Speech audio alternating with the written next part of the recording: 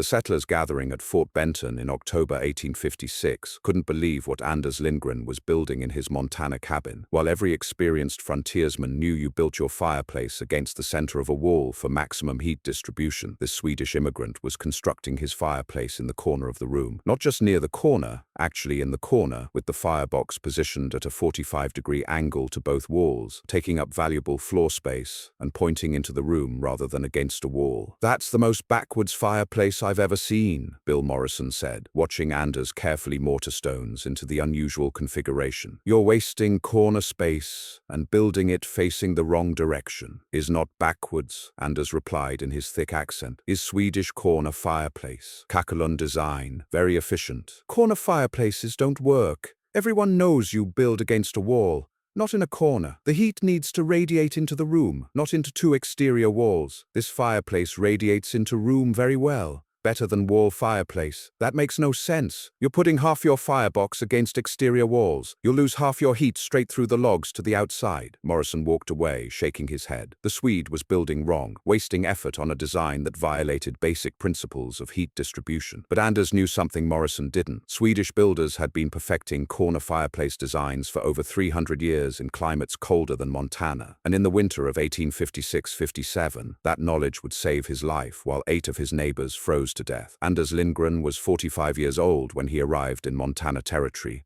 in the spring of 1856. He'd emigrated from Dalarna, Sweden, a region where winter temperatures routinely dropped to -30 degrees and lasted 6 months. Swedish builders in Dalarna had developed heating systems that were among the most efficient in Europe, and the corner fireplace, the kakelugn or hörnspis, was central to those systems. The Swedish corner fireplace wasn't simply a regular fireplace built in a corner. It was a completely different design philosophy. Traditional American fireplaces were open boxes that radiated heat while burning but lost most energy up the chimney. Swedish corner fireplaces were enclosed masonry structures with internal channels that extracted heat from smoke before it exited, and they were positioned in corners specifically to maximize heat distribution into the room while using the exterior walls as additional thermal mass. When Anders filed his homestead claim near Fort Benton and began building his required cabin, he knew immediately that he'd build a Swedish-style corner fireplace. American settlers would think it strange, but Anders had grown up in houses heated by corner fireplaces. He understood how they worked and why they were superior to open fireplaces in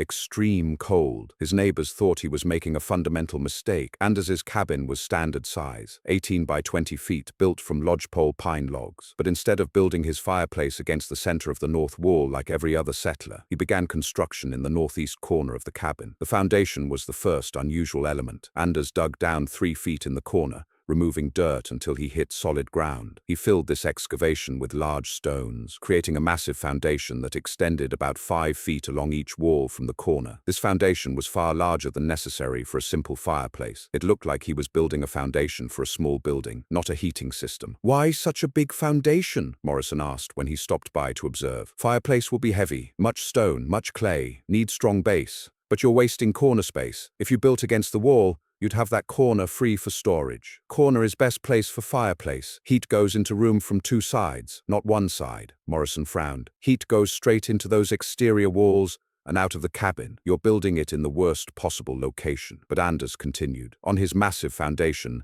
he began building the firebox. The firebox opening faced into the room at a 45-degree angle, bisecting the corner. The actual firebox was surprisingly small, only about 20 inches wide and 18 inches deep. This seemed inadequate to the American settlers, whose fireplaces had large fireboxes capable of burning substantial logs. "That firebox is tiny," Morrison commented. "You'll never heat a cabin with fires that small. Small firebox burns fuel completely, creates very hot fire. Hot fire heats masonry efficiently, is better than big fireplace with cool fire." The firebox construction was meticulous. Anders used fire brick for the interior surfaces. He'd brought several dozen fire bricks from Fort Benton specifically for this purpose. The expense surprised other settlers, but Anders insisted that proper fire brick was essential. Regular stone could crack from extreme heat cycles, but fire brick was designed to withstand high temperatures. Behind and above the firebox, Anders built something that completely baffled the American settlers, a complex system of internal channels made from stone and clay. These channels, each about 6 inches square,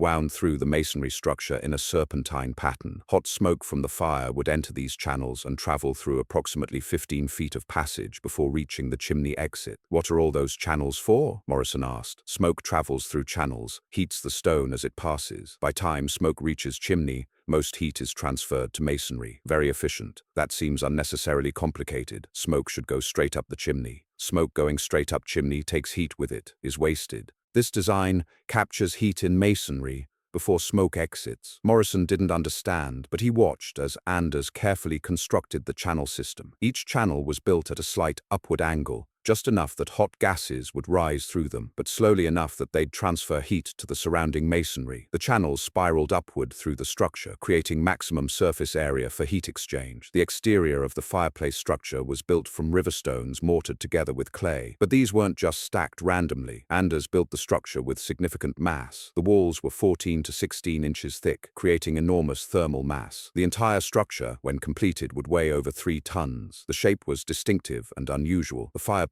occupied the corner, with surfaces angling out into the room at 45 degrees from each wall. It rose about 7 feet from floor to ceiling, with the chimney continuing through the roof. But the bulk of the mass was in the lower 5 feet, creating a large, warm surface that radiated into the living space. The exterior surface wasn't left as rough stone. Anders plastered it with a clay mixture, then whitewashed it, creating a smooth, light-colored surface. This finish wasn't decorative. The light color reflected heat back into the room rather than absorbing it, improving efficiency. By late October, the fireplace was complete. It dominated the northeast corner of Anders's cabin, a massive structure of stone, clay, and firebrick, with its angled firebox opening facing into the room. To American settlers, it looked wrong, too big, in the wrong place, built incorrectly. "You've wasted half your cabin space on a fireplace that's pointing the wrong direction," Morrison said when he saw the finished structure. "That's the most backwards construction I've seen." "You will see in winter," Anders replied calmly. "This fireplace will heat cabin better than any wall fireplace." "I'll believe it when I see it, but I think you've built yourself a problem." The first serious cold came in mid-November. Temperature dropped to 10 degrees overnight. Anders lit his first fire in his Swedish corner fireplace, and the results were immediately apparent to him, even if other settlers didn't yet understand what they were seeing. Anders burned a hot fire using relatively small pieces of wood. The small firebox concentrated the heat, creating temperatures inside the firebox that exceeded 1,000 degrees. This intense heat was necessary to properly warm the massive masonry structure. He burned the fire for approximately 2 hours,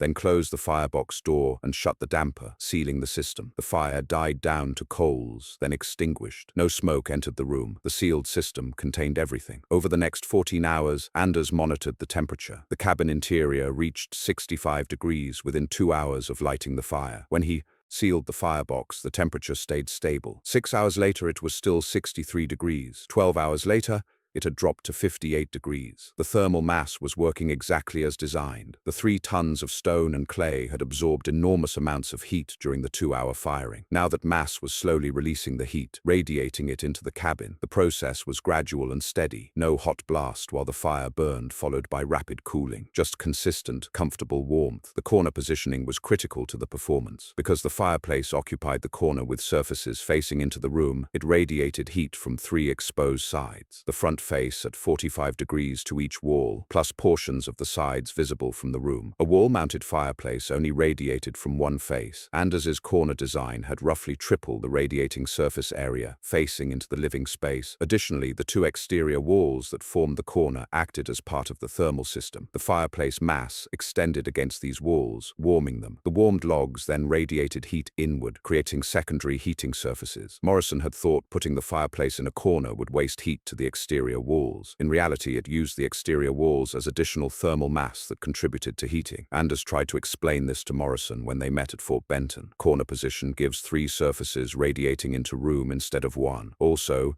exterior walls become warm from fireplace, then radiate inward. Is more efficient than center wall position. "I don't see how that's possible. Heat goes to the outside through those walls." "Some heat goes outside, yes, but much more heat stays inside because mass is so large and so well insulated by thick walls. Net effect is better better heating than wall fireplace. Morrison remained skeptical, but he was observant enough to notice that Anders's cabin seemed warm when he visited, warmer than his own cabin despite both having fires burning. December brought sustained cold, temperatures consistently below zero, with nights dropping to 20 below. This was cold enough that heating efficiency became critical for survival and comfort. Anders maintained his routine. One fire in the morning for 2 to 3 hours, one fire in the evening for 2 to 3 hours. Total burning time, 4 to 6 hours per day. Total wood consumption, 25 to 30 pounds per day. His cabin maintained interior temperatures between 58 and 68 degrees, cycling gradually as the thermal mass charged and discharged. The low point came just before the evening fire, when temperature might drop to 58 degrees. The high point came about 3 hours after the evening fire, when temperature reached 68 degrees. The variation was only 10 degrees, and even the low point was comfortable with adequate clothing. Morrison's cabin, by contrast,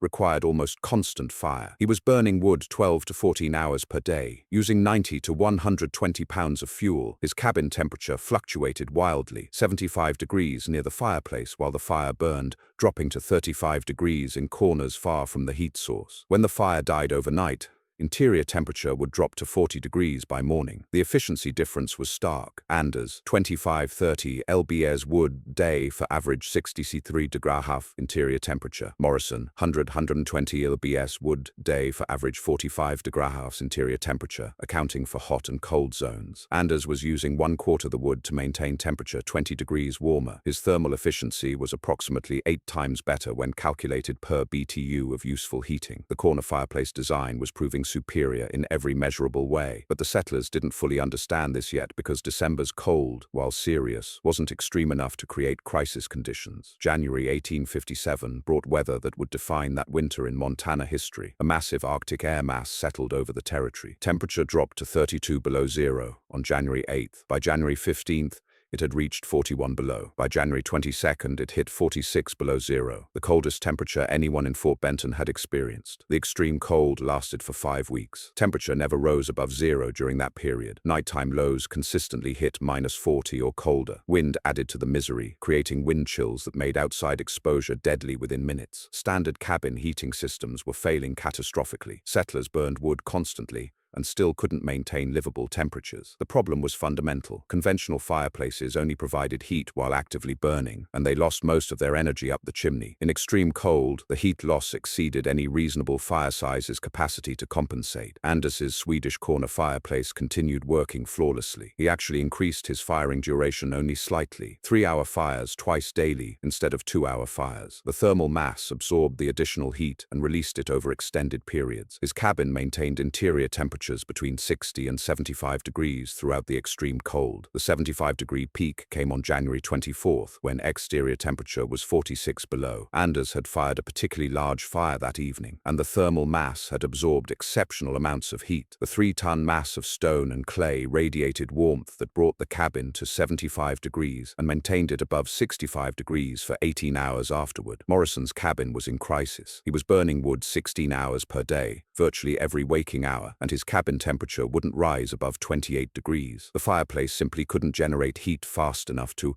overcome the loss rate. He was burning through his winter wood supply at catastrophic rates, going through 150 pounds per day. On January 18th, Morrison appeared at Anders's door, shivering uncontrollably. "Can my family stay with you? We're freezing. I can't keep the cabin warm no matter how much wood I burn." Anders opened his door immediately. "Yeah, of course. Bring family." Morrison returned with his wife and 2 children. When they entered Anders's cabin, the temperature difference was shocking. Morrison's cabin had been 25 degrees. Anders's cabin was 68 degrees, a 43-degree difference. "How is it this warm?" Morrison's wife asked, stunned. "Corner fireplace stores heat in masonry mass, releases slowly over many hours. Fire burned this morning, out since then, but cabin stays warm from stored heat." The Morrison family stayed 6 days while the worst cold persisted. They slept on floor space in Anders's cabin, crowded but alive. If they'd remained in their own cabin, burning wood at unsustainable rates, they would likely have run out of fuel and frozen, but others weren't as fortunate. The deaths began in late January. A settler named Williams,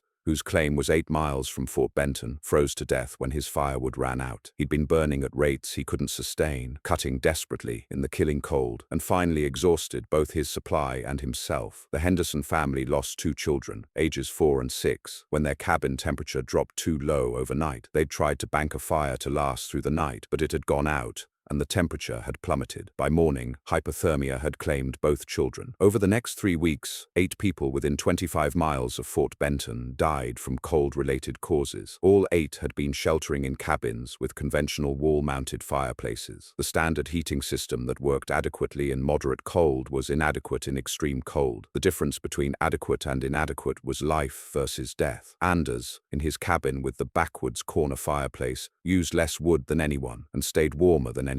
The structure that settlers had mocked as wrongly positioned and wastefully built was the only heating system in the area capable of maintaining genuinely safe temperatures through the sustained extreme cold. The extreme cold finally broke in mid-February. Temperature rose to a comparatively mild 10 below zero. Survivors emerged from their cabins to assess damage and check on neighbors. The death toll was shocking. 8 people dead, dozens more who'd come close to freezing, and nearly universal depletion of firewood supplies. Anders had used approximately 40% of his winter wood stockpile. He'd have plenty remaining to finish the winter. His corner fireplace had performed flawlessly through conditions that had overwhelmed every other heating system in the area. Morrison gathered a group of 15 settlers at Fort Benton to discuss what had happened. "We lost 8 people this winter. All 8 died from cold in cabins that we thought were adequately heated. The only person who stayed truly warm was Anders with his Swedish corner fireplace that we all mocked as backwards." He turned to Anders. "Will you teach us how to build these?" Over the next weeks, Anders conducted multiple workshops. He explained the principles: thermal mass heat storage,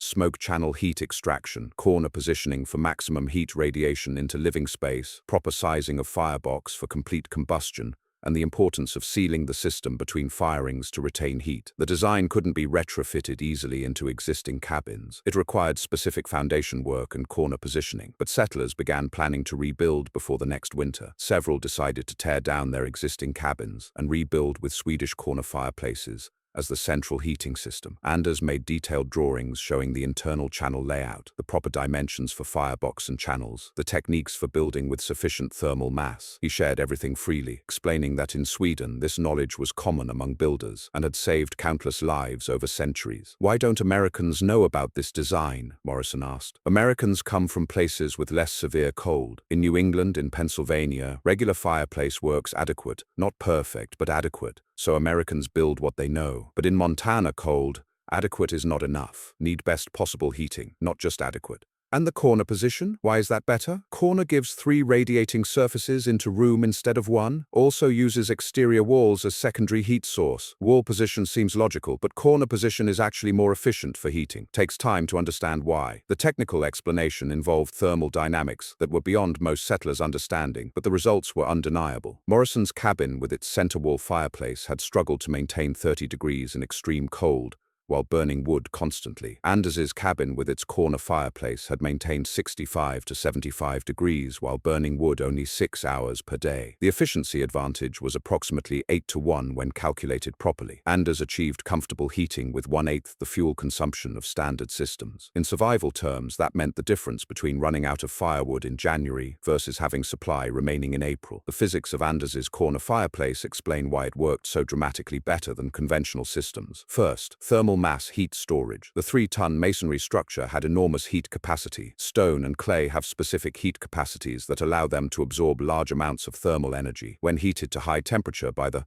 intense firebox, the mass absorbed heat that would otherwise escape up the chimney. That stored energy was then released gradually over many hours, providing continuous heating from intermittent burning. Second, smoke channel heat extraction. Conventional fireplaces allowed smoke to exit directly up the chimney, carrying 60–70% of the fire's heat with it. Anders's serpentine channels forced smoke to travel through 15 feet of passage surrounded by masonry. By the time smoke reached the exit, It had cooled from 800 degrees to 200 degrees, meaning most of its heat had been transferred to the masonry rather than wasted. Third, corner positioning advantage. A wall-mounted fireplace radiates from one face into the room. Anders's corner fireplace radiated from 3 exposed faces, the angled front face plus portions of 2 side faces visible from the room. The radiating surface area was roughly triple that of a wall-mounted design of similar volume. Fourth, exterior wall thermal integration. The 2 exterior walls forming the corner had fireplace mass built against them. This warmed the logs, which then radiated heat inward. The walls acted as secondary heating surfaces. The heat loss through the walls was more than offset by the additional radiating surface area gained from the corner positioning. Fifth, small firebox high-temperature combustion. The small firebox concentrated fuel, creating very hot fires that burned completely and efficiently. These hot fires heated the masonry to higher temperatures than cool fires in large fireboxes,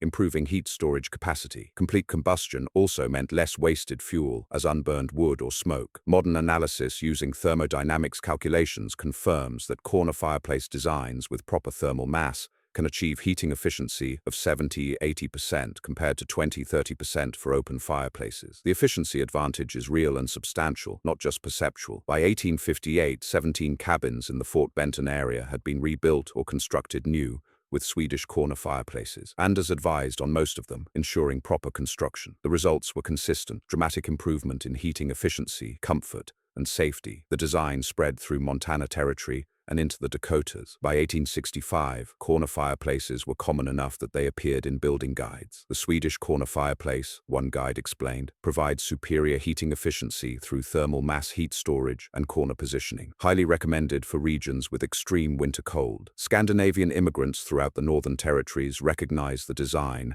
and adopted it enthusiastically. Some brought their own variations from Norway, Denmark, or Finland, cultures that had also developed corner fireplace systems for severe cold. The cross-pollination of slightly different designs further refined the technique. The medical benefits were documented over time. Hypothermia deaths dropped significantly in communities that adopted corner fireplace technology. Respiratory infections decreased because people weren't breathing extremely cold air overnight. Overall, winter survival rates improved measurably. Anders Lindgren proved up his homestead claim in 1861 and continued living in Montana until his death in 1889 at age 78. His cabin with its corner fireplace stood until 1912, when it was finally dismantled. The massive stone fireplace structure was partially preserved, and several stones with Anders's distinctive mortarwork are now displayed at the Fort Benton Museum. Bill Morrison, who'd initially mocked the backwards design, became one of its strongest advocates. He rebuilt his cabin in 1857 with a Swedish corner fireplace following Anders's design. In his 1873 memoir, he wrote, "I called Anders Lindgren's corner fireplace backwards and wasteful. I said it violated basic heating principles. I was completely wrong. That fireplace saved Anders's life and my family's life. 8 of our neighbors died in cabins heated by the correct method. We learned that sometimes foreign knowledge is superior knowledge, and sometimes what seems backwards